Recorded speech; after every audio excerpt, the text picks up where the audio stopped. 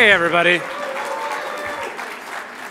I think I'm initiating the earnest portion of the evening, so forgive me for that. We live in an era right now, I think it's fair to say, of relentless forgetting. It's a time when the world-ending and head-spinning story of Monday is all but forgotten by Wednesday, where each new scandal eats the memory of the last one, and where the present long emergency washes out the past and tempts us to focus all our energies on the present and just let bygones be bygones. The problem is that a society needs its memory. It needs to grapple relentlessly, aggressively, honestly with its past. And culture, and I think particularly film, is one of the most vital ways that we do that as a society. And into that void comes Adam McKay. The Big Short made us all re-remember the brutal and enraging truths of the recent past that very powerful forces would like us all to forget. Thank you very much. And now Vice forces the viewer to re-remember the vastness of the harm and the destruction and the human misery that was caused in our collective name by our government just a few administrations ago. With a kind of Brechtian audacity, using a wildly ambitious set of storytelling techniques, Vice tells the story of one man, his family, and the political movement that very much made the world we live in today. I've never seen a movie like it. It's funny, and it's gripping, and strange, and wild. I'm here tonight as a fellow writer with an appreciation for our shared craft. The artist and the journalist are both called to tell the truth, to name things for what they actually are.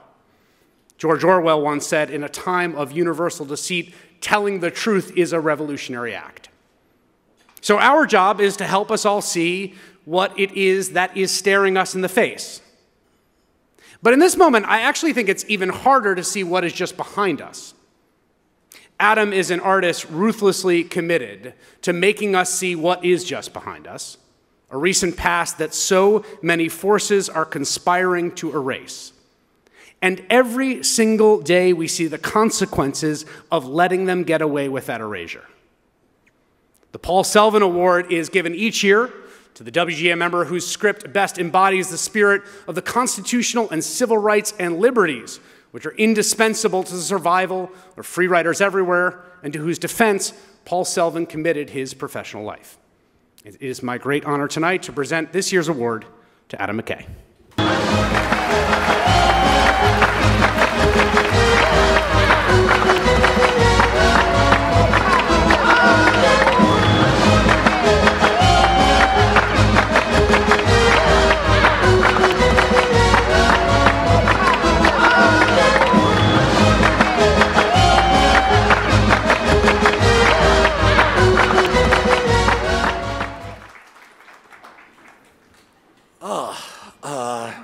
Thank you to Chris Hayes. That was amazing. This guy, every day, day in, day out, is working on his show, which is not a lot of fun, to help us all understand this behemoth we call American democracy. For real. But hearing him talk about Vice and the movie we made, also we should pay a moment of recognition to the estimates vary, 600,000 to 1.2 million people that died from the United States invading Iraq. That is real, that number is real. And we should pay them a beat of silence for what happened. It's not each and every one of our faults. Many of us protested. Many of us raised our hands. Many of us said this is wrong. But it happened, and it happened from our country. And in making this movie, every day we felt that responsibility on top of us. We felt the torture, our country tortured. They like to pretend we did not, we did. And there was a consensus. If you look at the poll numbers to this day, 60% of Americans still support torture as an option. Maybe 1 million people died and we tortured. And that's not even getting into the tax cuts for the super wealthy, gutting regulations. None of this is written, by the way. I just, off of Chris's speech, I was like, Jesus, oh my God.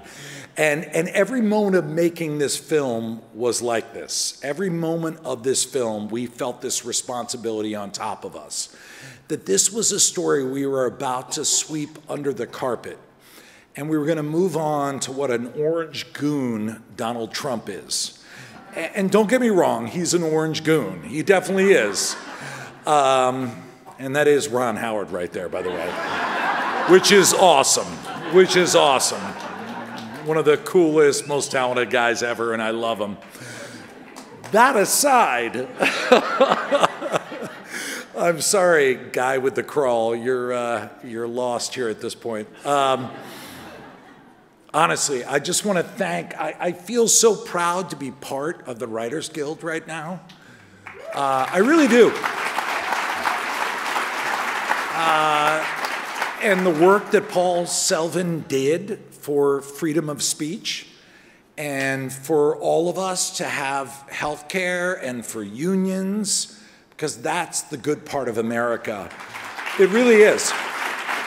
And another big part of this movie are the journalists like Chris Hayes back here, who speak out every day. And there was a recent study from Journalists Without Borders that said America is the 5th most dangerous nation right now to be a journalist in. That's true. That's crazy that we're all flouncing around here, and that food was good. Don't get me wrong. It was tasty. It wasn't great. But, and in making our movie, there were so many journalists that were a vital part of this. Whether they liked the movie or not, I used their info to make it. People like Barton Gellman, David Korn, Michael Isikoff, Ron Suskind, Jane Mayer, Louis DuBose, Maureen Dowd, Todd Purdom, and on and on and on. If the movie felt accurate, give them credit. If it didn't, then blame me or blame Hank Corwin, my editor. In fact, definitely blame Hank Corwin, my editor. Anyway, to end, thank you for everyone that helped us make this movie. Robin Woolley, my EP, Paula Wood, the best of the best. Nick Bertel, my composer. I don't like him personally. He's not a great guy, but he makes beautiful music. Jeremy Kleiner over there from Plan B. He's got a nice pull-up jump shot from about 15 feet. Thank you so much. Thank you.